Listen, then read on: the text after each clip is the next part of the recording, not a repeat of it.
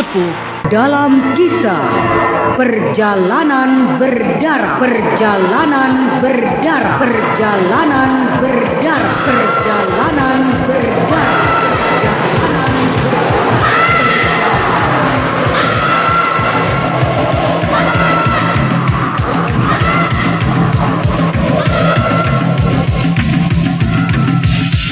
Dipersembahkan atas kerjasama PT Kalbe Farma, produsen Prokol, obat flu andalan, dan Haravana Record.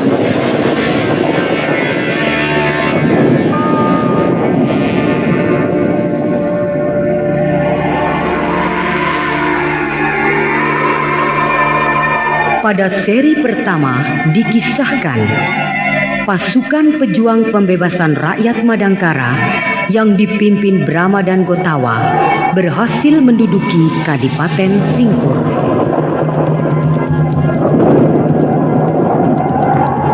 Peristiwa jatuhnya Kadipaten Singkur ke tangan para pejuang kemerdekaan itu membuat geger di pusat kerajaan Madangkara.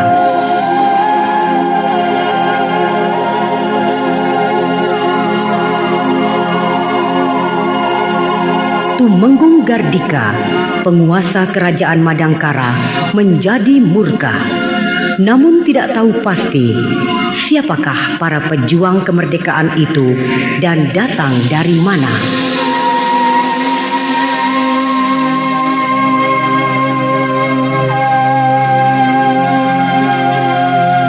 Nah, pendengar yang budiman, inilah kisah Perjalanan Berdarah seri kedua. Inilah yang saya katakan dulu kepada Kanjeng Tumenggung. Rasa ketidakpuasan dari rakyat suatu ketika akan menjadi ledakan yang dahsyat. Terbukti sekarang ada pemberontakan bersenjata yang terang-terangan mengancam kekuasaan Kanjeng Tumenggung. Yang memberontak itu adalah pasukan perang, bukan rakyat Madangkara. Pasukan perang itu asalnya dari rakyat yang mempersenjatai diri. Tapi mereka tidak mendapat sokongan dari rakyat kebanyakan. Belum saja, atau mungkin sudah. Tapi secara diam-diam karena takut. Padahal di dalam hatinya rakyat berpihak kepada pemberontak itu. Pemerintahan yang dijalankan dengan kekerasan suatu ketika akan menjadi bumerang, Kanjeng Tumenggung. Anda berkata memojokkan saya dan bukannya mencari jalan keluar. Kanjeng memiliki satuan pasukan perang yang besar.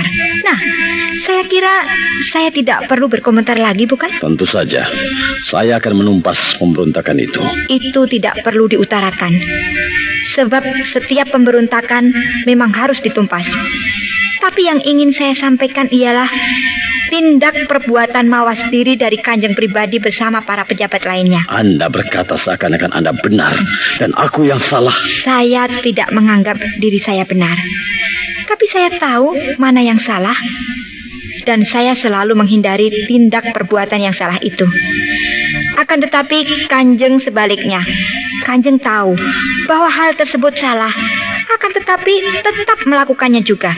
Sebab terlalu merasa kuat. Menganggap enteng terhadap rakyat terjajah. Dimanapun juga, rakyat terjajah itu selalu ingin merdeka. Benar.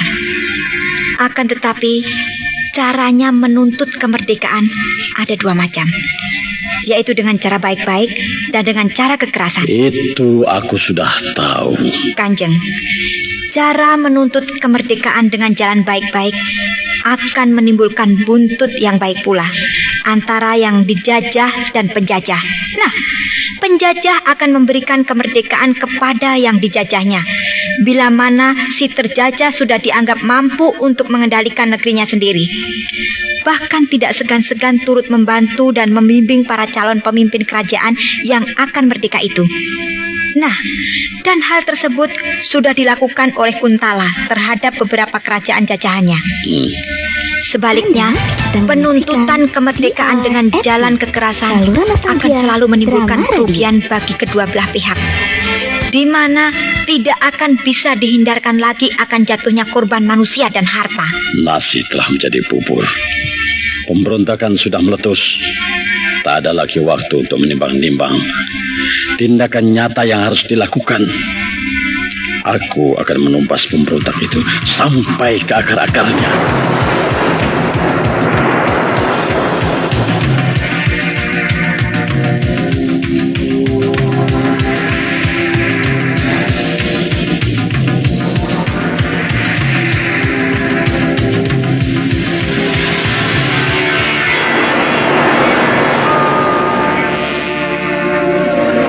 Kanjeng Tumenggung, Bagaimana Senopati Kendala? para penyelidik sudah kembali dari Kadipaten Singkur. Bagaimana laporannya? Pasti akan mengejutkan Kanjeng. Cepat katakan. Pemimpin pemberontak itu adalah Brahma, kakang masnya Dewi Mantili. Pantas. Mantili begitu bersemangat menyalahkan aku. Senopati Mantili harus ditangkap. Ya, tangkap dia. Tidak usah dicari, aku sudah datang. Mantili? Dengan dasar apa saya ditangkap? Pemimpin pemberontak itu adalah kakak kandung Anda. Hanya itu? Betapa piciknya kau Senopati Kendala. Kakaknya pencuri, belum tentu adiknya pencuri juga. Begitu pula kakaknya seorang raja, adiknya belum tentu raja. Begitu bukan? Tapi setidak-tidaknya kau membantu kakakmu itu. Mana buktinya? Bicaramu selalu memihak kepada rakyat Madangkara dan bukan kepada kita bangsa Kuntala. Aku berkata apa adanya. Yang salah, aku katakan salah. Yang benar, aku katakan benar. Dan kalian adalah para pejabat keraton yang tidak becus menjalankan kendali negeri jajahan. Kalian hanya sibuk memperkaya diri dan sama sekali tidak pernah memikirkan peningkatan hasil kekayaan negeri ini. Mulutmu lancang. Kanjeng Tumenggung Gardika yang terhormat, di pemerintah pusat kerajaan Kuntala, Anda adalah seorang tumenggung yang punya reputasi yang baik. Untuk itulah Anda ditugaskan ke sini untuk menjadi pimpinan tertinggi di negeri jajahan kita ini, Kerajaan Madangkara. Akan tetapi, rupanya mental Anda tidak sekuat pedang besi yang terselip di pinggang Anda itu. Mental Anda rapuh, gelap mata, lupa daratan, mabuk kekuasaan, bertindak sewenang-wenang, menumpuk harta kekayaan untuk kepentingan diri sendiri. Mana buktinya aku orang kaya? Aku hidup sederhana hanya dengan makan uang gaji melulu. Anda pintar. Di sini Anda tidak memperlihatkan kekayaan. Tapi di desa terkelin, kampung halaman Anda, kekayaan Anda sudah bertumpuk-tumpuk. Rumah gedong di mana-mana, sawah beratus-ratus hektar, tanah beribu tumbak, bahkan bukit Sangku yang subur itu sudah Anda beli. Mantili, kau jangan mengada-ada. Anda memang cerdik menyembunyikan kekayaan. Tapi bagi saya, Anda tak ubahnya bagai Abu Nawas yang pandir. Senopati Mantili, kalau memang kami melakukan kecurangan, kenapa kami tetap bercokol di sini dan pemerintah pusat tidak berbuat apa-apa terhadap kami? Senopati Kendala, Anda berbicara seperti pada anak kecil. Ketahuilah, Anda semua di sini tidak pernah memberi laporan yang benar ke pusat. Dan laporan itu selalu jatuh ke tangan Tumenggung Raksa. Ya, tentu saja Tumenggung Raksa akan menyulap laporan itu agar selalu baik. Sebab Tumenggung Raksa adalah termasuk komplotan kalian. Cukup. Kau terlalu banyak bicara. Di sini, aku yang berkuasa. Dan kau Senopati Mantili ditangkap karena membantu pemberontak. Silahkan. Kau menantang? Saya seorang senopati. Dan menangkap seorang senopati bukan seperti menangkap seekor kupu-kupu, bukan? Kau sombong, Senopati Mantili. Aku ingin tahu sampai di mana kehebatan senopati perempuan. Apakah kau jadi senopati melalui ujian di Tambak Segara? Ataukah karena hanya belas kasihan dari seorang raja? Tambak Segara hanyalah merupakan permainan anak kecil bagiku Kendala. Pasang telingamu baik-baik. Aku berhasil lolos sampai ujian tahap ke-8. Hah? Tahap ke-8? Iya. Aku hanya gagal di tahap 9 yang terakhir. Ketika berkelahi dengan gurita raksasa di dalam sumur penuh air di Tambak Segara itu. Kau terkejut bukan? Iya, pasti kau terkejut. Karena tak ada seorang senopati pun di kerajaan Kuntala yang sanggup lolos sampai tahap ke-8. Paling banter hanya sampai tahap ke-7. Itu pun hanya beberapa orang saja. Bisa dihitung dengan jari. Nah, jelas bukan? Bahwa pangkat senopatiku bukan pangkat pemberian atau pangkat hadiah cuma-cuma dari atasan. Aku bukan senopati karbitan. Aku senopati karena mampu. Bahkan melebihi syarat-syarat seorang senopati. Aku tidak percaya. Kau boleh membuktikannya. Apakah aku membual atau tidak? Baik.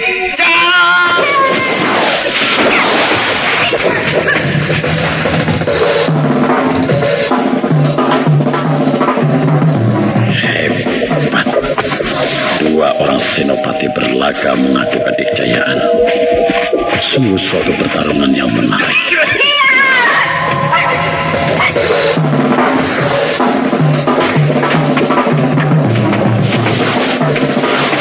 Kendala serangannya sangat cepat dan ganas. Tapi Mantili bergerak sangat ringan. Tubuhnya seakan-akan tidak berbobot, menandakan dia memiliki ilmu meringankan tubuh yang baik. Pertarungan sangat cepat. Tapi mulai nampak bahwa Mantili berada di atas Kendala. Ya, Kendala mulai terdesak.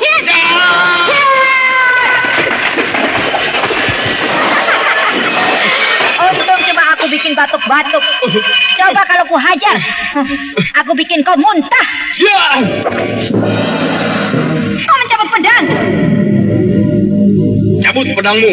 Untuk menghadapi senopati kelas 3 macam kau, cukup dengan tangan kosong saja. Berdebah. Iya, kau boleh mempergunakan senjata apa saja, semaumu. Aku hadapi dengan tangan kosong. Tak kabur.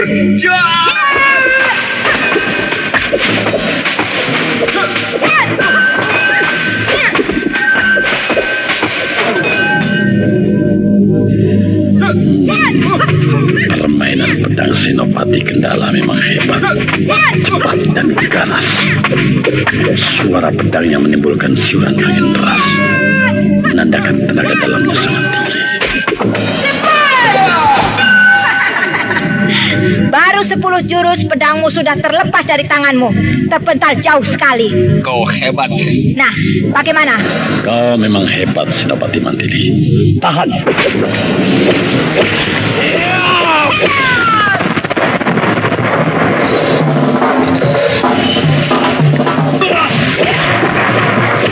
Gardika mengeluarkan simpanannya. Dari kedua tangannya keluar hawa panas. Ya, aku tahu Tumenggung Gardika mengeluarkan ilmu taring bara. Oh, jangankan manusia, gunung karang pun jebol bila digempur taring bara. Wah, ya, Mantili bisa hangus tubuhnya.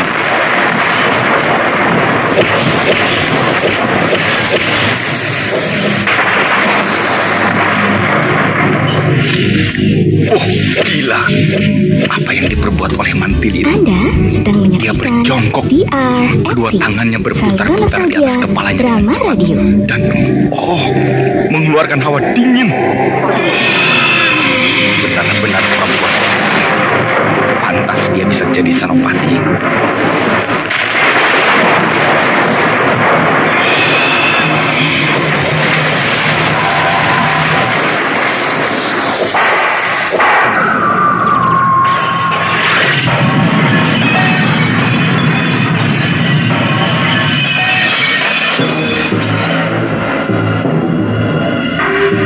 Kau hebat. Kau juga hebat.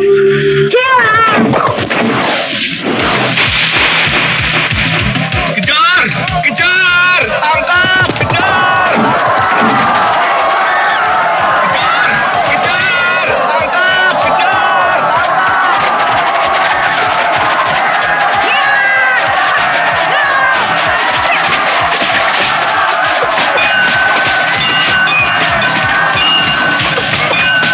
Benar-benar luar biasa. Ratusan panah dan tombak, tak satu pun yang menyentuh tubuhnya. Semuanya rontok oleh pedangnya.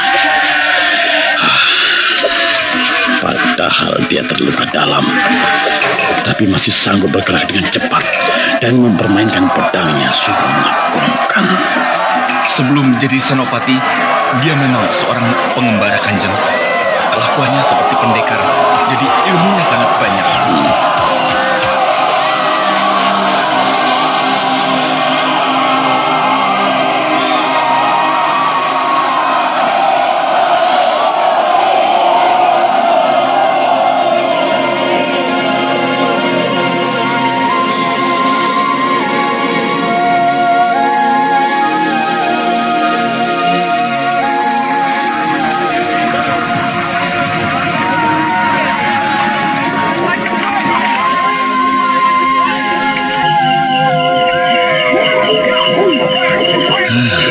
Aku melihat prajurit-prajurit keraton hilir mudik.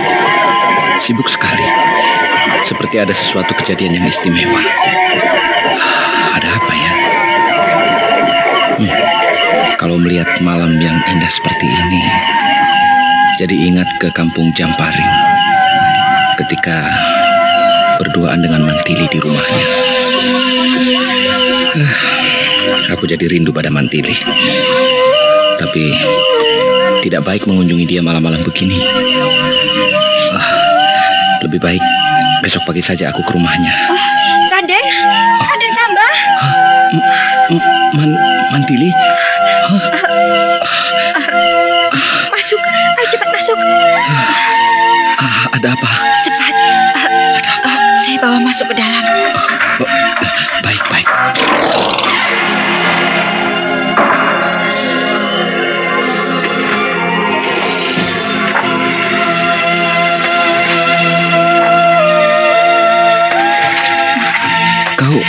Kau kenapa, Mantili? Pakaianmu kusut, rambutmu acak-acakan. Ada apa, Mantili? Apa yang terjadi? Kau muntah darah. Kau kenapa, Mantili? Kenapa kau muntah darah? Mantili. Saya mau ditangkap. Ditangkap? Saya dituduh membantu pemberontak. Aku harus cepat pergi dari sini. Jangan. Kau luka, Mantili. Kau harus istirahat. Aku akan panggil tabib istana. Kau akan menyerahkan aku kepada pasukan keraton? Bukan. Maksudku, kau harus cepat diobati. Tidak usah. Tapi... Kau mau membantuku? Oh iya, tentu saja. Tentu, Mantili. Bawa aku pergi keluar dari keraton ini. Tidak usah kemana-mana. Di sini saja. Kau akan celaka. Kau pasti ditangkap sebab menyembunyikan aku. Tidak. Di rumahku kau aman. Tidak, Raden. Mantili. Rumahmu ini masih berada di dalam lingkungan keraton. Bagaimanapun juga, mereka akan menemukan aku. Iya, tapi bagaimana ini? Raden punya pedang. Iya, ada punya. Nah, besok pagi masukkan saya ke dalam pedati, lalu timbun dengan apa saja.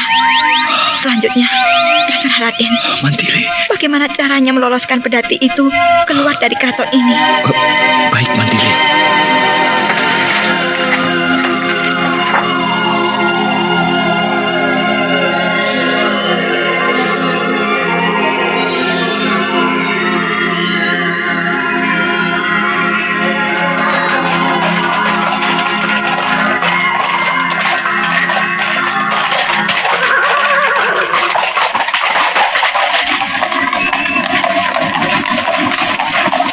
Stop! Ada apa, Paduka Senopati? Mau kemana? Biasa, Paduka. Ke pasar. Mau apa? Seperti biasa juga, mengambil perlengkapan bahan makanan. Macam-macam, Paduka. Gula, beras, garam, dan banyak lagi, Paduka. Bawa apa itu di dalam pedati? Keranjang. Keranjang apa? Keranjang untuk tempat-tempat barang, Paduka. Keranjang gula, keranjang beras, keranjang garam, keranjang sayuran, dan lain-lain, Paduka. Aku periksa. Kenapa diperiksa, Paduka? Ada penjahat masuk ke dalam keraton, tahu? Penjahat? Tadi malam dia masuk, dan sampai siang sekarang ini dia belum keluar. Berarti masuk ada di dalam keraton. Jadi siapa saja yang keluar masuk keraton harus diperiksa. Oh, Kau siapa, ha? saya Karpa, Tuan. kusir pedati dapur keraton, Paduka. 1 minggu sekali, setiap hari Senin, saya selalu ke pasar gede untuk mengambil bahan makanan. Dan sekarang, kan hari Senin, Paduka. Ya, tapi pedati itu tetap harus diperiksa. Silakan, Paduka.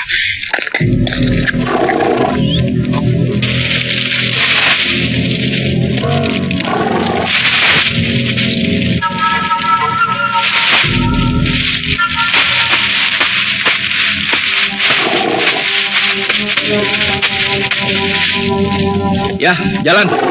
Daulat Paduka Senopati.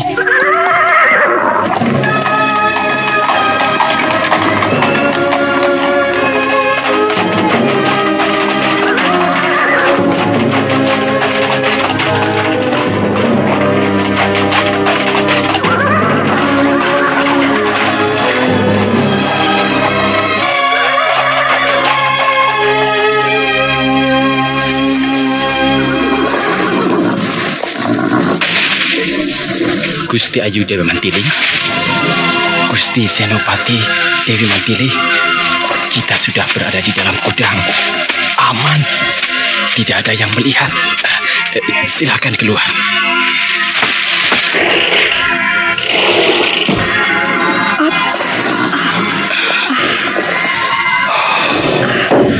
Dahsyat sekali. Tenaga Gusti Ayu seperti dewa. Peti kayu itu kuatnya bukan main. Kayu jati yang tebal dan dipaku dengan rapat.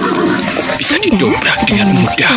Kalau lebih hebat lagi, Pak Karpa. Saluran nostalgia, Membuat drama peti radio. sejajar dengan lantai pedati bukan pekerjaan mudah, tapi kau mengerjakan dengan rapi sehingga tidak nampak sama sekali bahwa di bawah lantai pedati ada lapisan yang lain. Maklum Gusti, saya jadi kusir pedati dapur keraton sudah 10 tahun. Yang saya takutkan, Gusti Ayu mati lemas sebab tidak ada udara sama sekali. Tapi Gusti Ayu Senopati ini memang seperti dewa, sangat sakti. Saya manusia biasa, Pak Karpa. Saya tidak mati lemas karena bisa menghirup udara dari celah-celah papan. Jadi Gusti Ayu tahu ketika tadi di pintu gerbang keraton ditahan dan diperiksa oleh Paduka Senopati Kendala. Iya, aku mendengar dan melihatnya. Syukurlah, kita lolos. Ya, ini berkat jasa Pak Karpa. Saya sangat berterima kasih sekali pada Bapak. Sama-sama Gusti Ayu. Kenapa kau mau menolong aku, Pak Karpa? Sudah lama saya ingin berontak, tapi takut. Anak saya banyak. Tapi kebetulan sekarang ada pemberontakan di Kadipaten Singkur. Saya mau ke sana bergabung. Jangan, Pak Karpa. Kenapa Gusti Ayu? Perjuangan pemberontakan itu masih akan menempuh perjalanan panjang. Lebih baik Pak Karpa tetap bekerja seperti biasanya untuk menghidupi istri dan anak-anak. Tapi saya ingin ikut berjuang, Gusti Ayu. Iya, berjuang itu bukan hanya perang dengan kekerasan senjata, tapi banyak macam cara yang lain. Maksud Gusti Ayu? Dengan lidah. Lidah? Iya, Pak Karpa bisa mempengaruhi orang lain, menyebarkan semangat kemerdekaan kepada bangsa kita dengan cara memberi penerangan. Oh, begitu. Iya, tapi hati-hati, sebab lebih berbahaya dari perang. Lidah lebih tajam dari perang. Ya, saya mengerti.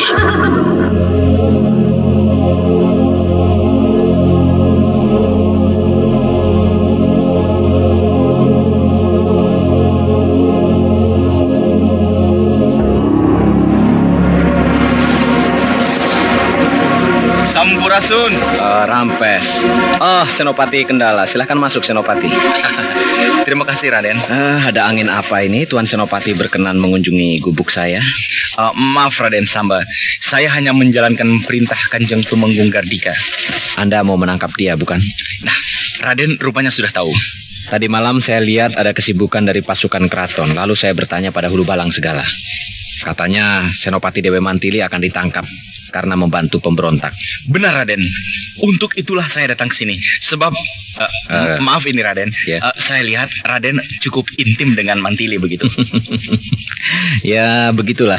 Nah, kalau dia, maaf, Kenapa? bersembunyi di sini di dalam rumah Raden begitu. Kalau dia datang ke sini, tentu sudah sejak kemarin saya serahkan kepada Anda. Geledahlah rumah saya ini. Saya tidak apa-apa, malah saya ingin membantu Anda kalau boleh. Baik, Raden. Terima kasih.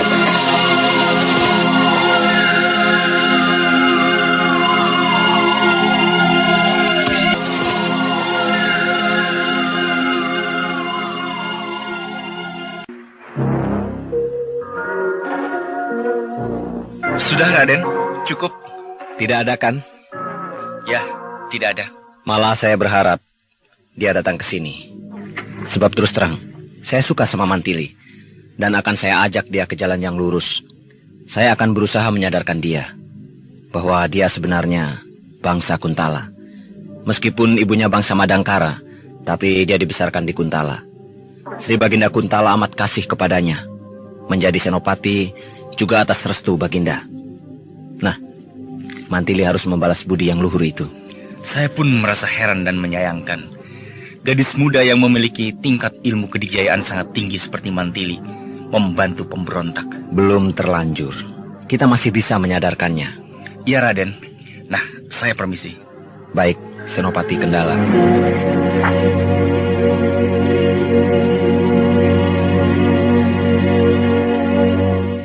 Raden. Raden. Pak Karpa, ayo masuk lewat pintu belakang. Baik, Raden. Bagaimana? Beres, Raden. Syukurlah. Syukur. Di mana dia sekarang? Di gudang tua yang ditunjukkan Raden itu. Bagus, bagus. Lalu? Ini surat untuk Raden. Raden Samba terkasih, saya berhasil meloloskan diri dari kepungan pasukan keraton berkat bantuan Raden dan Pak Karpa. Saya pergi ke Gunung Wangsit, akan menemui guru saya untuk mengobati luka dalam. Jangan mencari saya, sebab nanti juga kita akan bertemu lagi. Terima kasih yang tak terhingga atas kebaikan Raden. Mantili. Udahlah, biarlah. Biarlah dia mengobati lukanya. Nanti juga dia akan muncul kembali. Bahkan mungkin langsung ke Kadipaten Singkur bergabung dengan kakaknya.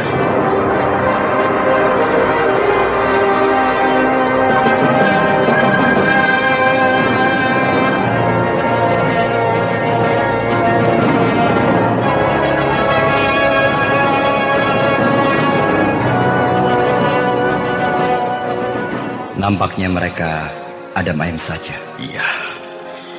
Yang agak mendebarkan hati saya ialah kalau mereka minta bantuan dari pusat kerajaan Kuntala. Saya rasa tidak. Sebab Tumenggung Gardika tidak mau kehilangan muka dulu. Dia tentu ingin menunjukkan bahwa dia sanggup menanggulangi sendiri terhadap apa-apa yang terjadi di wilayah kekuasaannya. Rasanya gatal tangan-tangan saya. Ingin menyerbu ke pusat kerajaan Madangkara untuk membungkam mulut si kepala besar itu. Bagaimanapun juga, kalau untuk mengobarkan api peperangan yang sesungguhnya dengan angkatan perang kerajaan Madangkara, kita belum mampu. Sebab mereka adalah angkatan perang yang sebenarnya. Sedangkan kita kesatuan laskar perang yang baru mulai. Iya, Anda benar. Kalau kita paksakan juga, berarti kita bunuh diri. Iya, perjalanan kita masih panjang. Meskipun perjalanan kita akan penuh darah, tapi hendaknya darah yang tumpah tidak sia-sia.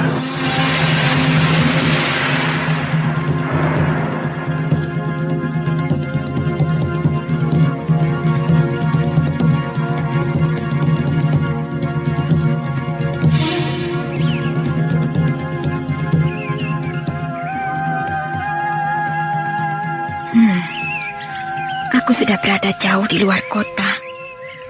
Pasukan keraton sudah tidak mungkin lagi bisa mengejarku. Aku harus menempuh perjalanan yang jauh ke Gunung Wangsit. Sebenarnya aku bisa mempergunakan lari cepat agar cepat sampai. Tapi luka dalam di dadaku ini membuat tenagaku berkurang separuhnya. Kedua kakiku seakan berat, tidak bisa dipergunakan untuk mengerahkan ilmu lari cepat.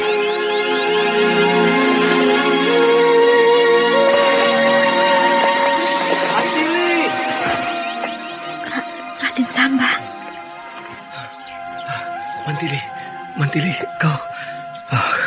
kau tidak apa-apa. Raden kenapa menyusul saya?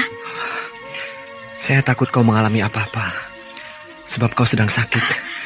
Tidak mungkin saya ambruk di tengah perjalanan. Hanya tidak bisa bergerak cepat, itu saja. Itulah yang saya cemaskan.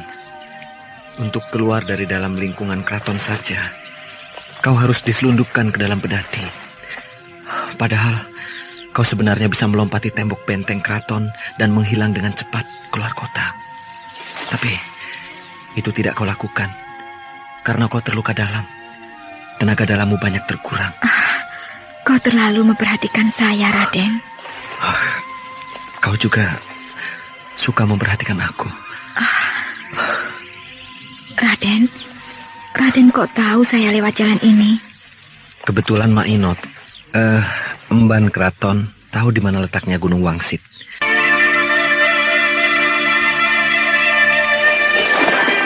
Tempat ini, apa namanya? Banyak sekali pohon perdu dan pemandangannya cukup indah. Apa itu, Raden? Ya, sekedar makanan dan minuman. Raden rupanya membawa bekal. Ya, daripada kelaparan di jalan kan. Iya. Loh, jangan tertawa. Saya bukan pendekar yang biasa mengembara tanpa membawa bekal makanan. Tapi bekal yang Raden bawa itu paling lama hanya akan cukup untuk 3 hari saja. Padahal perjalanan kita akan makan waktu 10 hari. Ya, kalau memang begitu, saya tidak takut. Bukankah sekarang ini saya sedang menempuh pengembaraan dengan seorang pendekar? Nah, tentunya kau sudah paham bagaimana caranya mencari makan di alam bebas ini. Ayo makan. Iya. Nah, kalau sedang makan bersama-sama begini, jadi ingat waktu kita Dharma Wisata. Makan di tepi sungai Kayakas, di Riam Segumi. Dan Raden waktu itu nakal. Mantili, kau juga kan iya.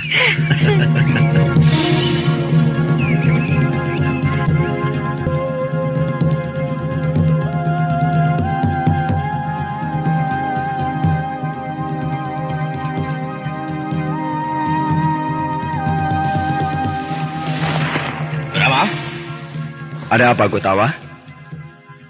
Ada berita yang sangat penting. Berita apa? Ada peristiwa penting. Telah terjadi di pusat kerajaan Madangkara. Peristiwa penting bagaimana? Mantili ditangkap. Hah? Tapi dia berhasil meloloskan diri. Syukurlah. Tapi kenapa dia mau ditangkap? Dia dituduh membantu pemberontak. Sebab pemimpin pemberontak adalah kau. Kakak kandung Mantili.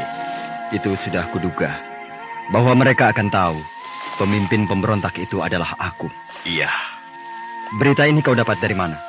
Dari si Jamrong. Mata-mata kita yang bekerja di Keraton Madangkara. Mana dia? Dia tidak ke sini. Berita itu dia sampaikan kepada salah seorang anggota regu rahasia kita yang menyusup ke pusat kota Madangkara. Iya. Lalu bagaimana tindakan kita untuk menolong Mantili? Dia bisa menolong dirinya sendiri. Percayalah, dia seorang pendekar yang kelasnya tidak berada di bawahku. Iya. Hamparan rumput hijau di mana-mana. Iya. Sudah 4 hari kita berjalan. Selama ini kita menempuh hutan rimba, semak belukar, rawa-rawa, lembah dan ngarai. Dan baru sekarang kita bisa melihat langit dengan bebas. Alam terbuka yang menyejukkan. Tapi bekal makanan kita sudah habis, Mantili. Kan sudah saya bilang, paling cukup hanya untuk 3 hari. Sedangkan kita sudah berjalan 4 hari. Sudahlah, jangan takut. Di padang rumput seperti ini biasanya banyak kelinci. Kau mau menangkapnya? Ya, silakan. Nah, kau tunggu di sini ya. Nanti kita makan daging sama-sama lagi. Aku tidak mengira Raden Samba mau berkorban untukku. Dia seorang pangeran, bangsawan tulen, yang terbiasa hidup senang. Tapi demi aku, dia mau mengembara menempuh derita hidup. Apakah dia bersungguh-sungguh kepadaku? Nampak jelas benar bahwa dia suka sekali padaku. Dan aku, ya, aku pun suka kepadanya. Tapi aku tidak tahu apakah kami telah saling jatuh cinta.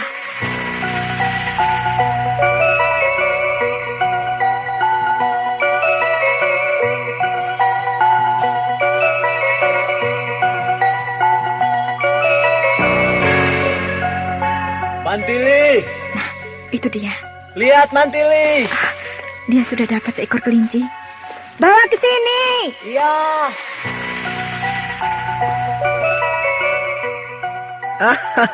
Aku dapatkan. Oh, besar dan gemuk. Ayo, kita buat api. Iya. Hari ini kita makan besar. Hutan.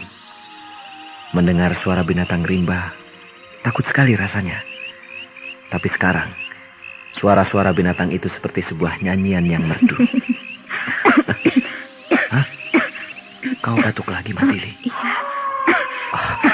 Tapi batukmu sekarang sudah tidak mengeluarkan darah lagi. Iya. Kau mengaku mekan, Mantili. Seorang perempuan mengalami luka dalam, tapi masih sanggup berjalan jauh, berhari-hari menempuh perjalanan yang berat.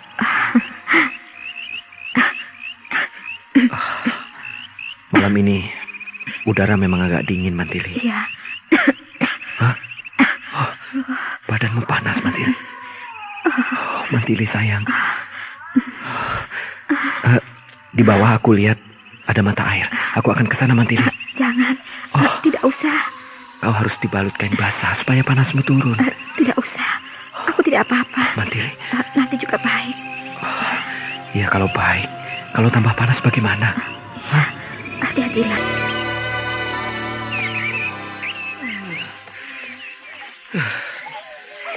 Pagi yang cerah. Udara terasa nyaman. Mantili masih tidur. Biarlah. Tadi malam dia kurang tidur. Dan 2 kali mengigau. Tapi syukurlah. Demamnya sudah sembuh. Sekarang lebih baik aku masak air.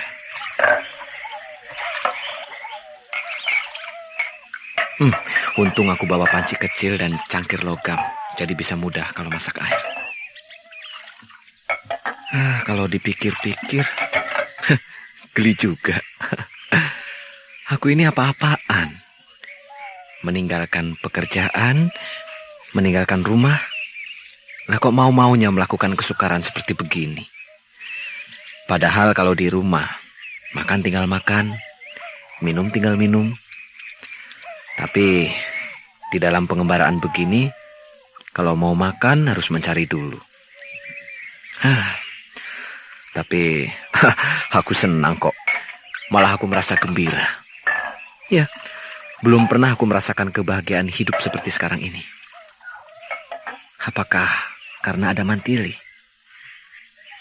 Iya. Kenapa aku jadi suka pada dia? Semenjak pertama kali aku melihat dia, aku senang sekali pada Mantili. Dan nampaknya dia juga senang padaku. Ya, memang aku ingin selalu dekat dengan Mantili. Dan kelihatannya dia juga begitu. Raden?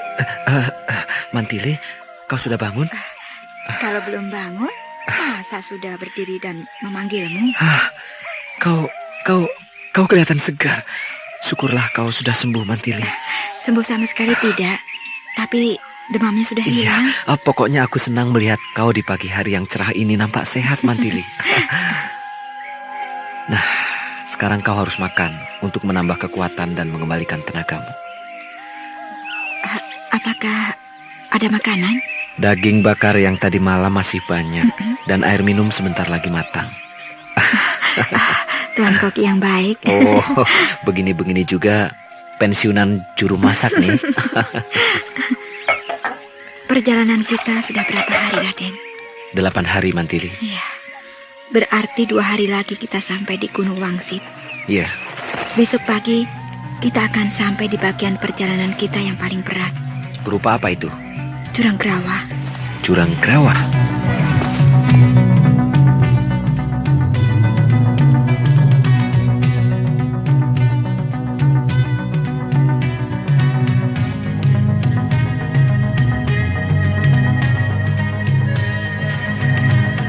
Sudah 8 hari. Mantili tidak muncul juga, Brahma. Kalau begitu dia tidak ke sini, tapi ke Gunung Wangsit. Gunung Wangsit? Ya, Drama Radio.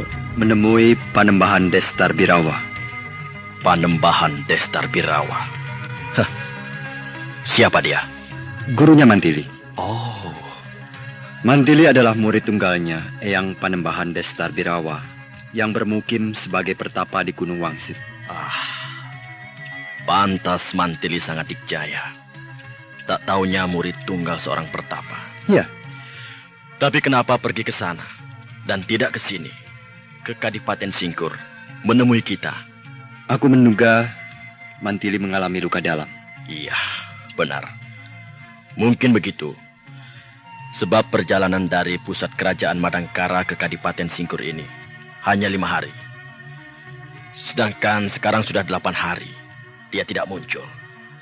Berarti dia pergi ke tempat lain, yaitu ke Gunung Wangsit itu.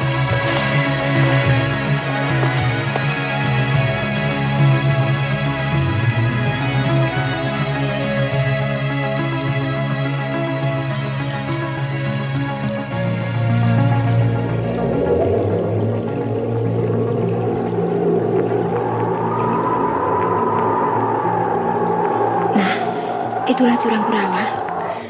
Oh, sejauh mata memandang hanya lautan pasir. Ya, padang pasir yang gersang dan tandus. Ada jalan lain tidak? Kenapa? Hawanya sangat panas dan anginnya terlalu kencang. Berbahaya bagi kamu yang sedang sakit, Mantili. Ada, tapi harus memutar melalui Bukit Sangku dan Sungai Jotan, dan akan makan waktu 5 hari sebelum sampai di kaki Gunung Wangsit. Terlalu lama. Sedangkan kau harus secepatnya sampai di Gunung Wangsit.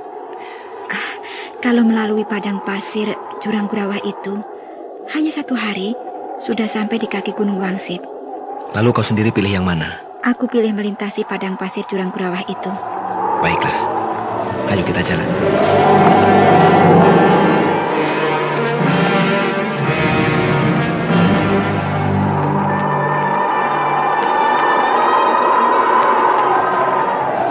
Badai. Angin topan.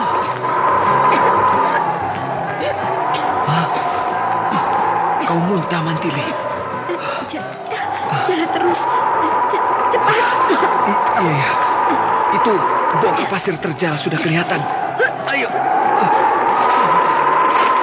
Ayo. Oh, badanmu limbung. Jangan sempoyongan, Mantili. Pegang tanganku. Mantili, pegang tanganku. Ayo. Pegang tanganku yang kuat. Ya, tahan terus. Tahan. Bongkah pasir terjal itu sudah dekat.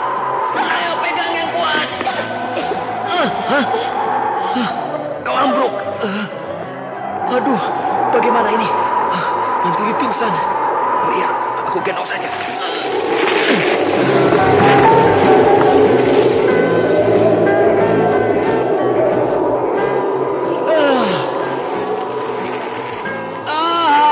Sampai.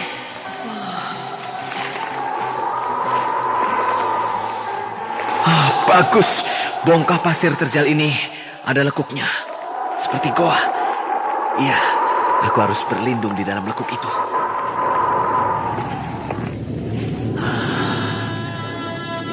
Aman sekarang.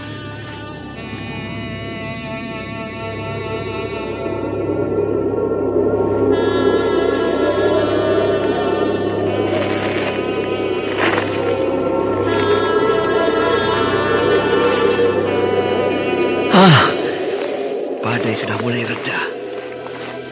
Ya, badai sudah lewat.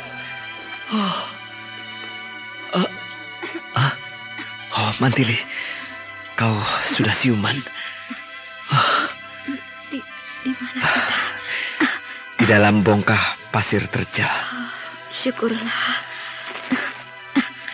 Angin topan itu sudah pergi dan keadaan sudah aman. Tapi tidak usah terburu-buru untuk melanjutkan perjalanan, Mantili. Tenangkan dulu pikiranmu. Terutama pikiranku tadi agak kalut melihat kau muntah-muntah dan pingsan. Aku jadi menyusahkan kamu. Mantili, tidak usah bicara begitu. Istirahatlah. Iya.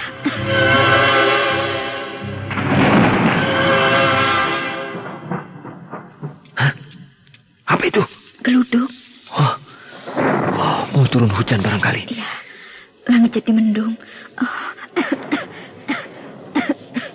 Alam itu kadang-kadang tidak bisa dimengerti.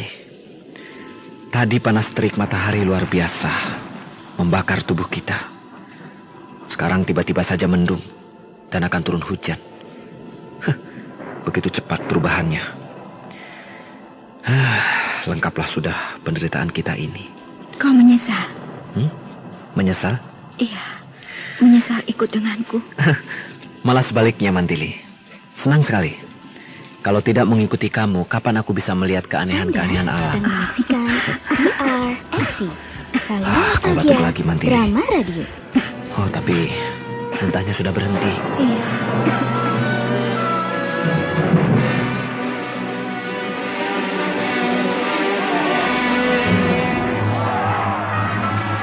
Brahma dan Gotawa sama sekali tidak mengira kalau perlawanan mereka terhadap penguasa kerajaan Madangkara menimbulkan semangat yang besar bagi rakyat Madangkara.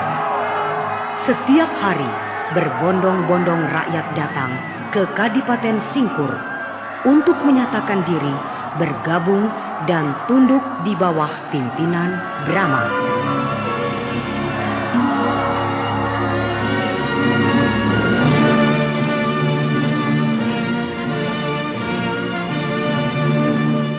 Lalu bagaimana dengan Mantili dan Raden Samba yang terjebak keganasan alam di padang pasir jurang Gurawa? Nah, pendengar yang budiman, marilah kita ikuti lanjutan kisah ini pada seri berikutnya. Dan jangan lupa, bila Anda flu, minum segera Prokol.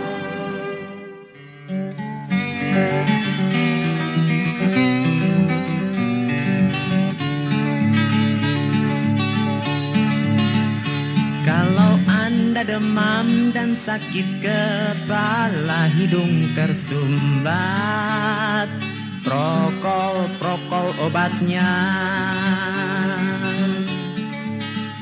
Kalau Anda pilek dan bersin-bersin, tenggorokan gatal, Prokol obatnya.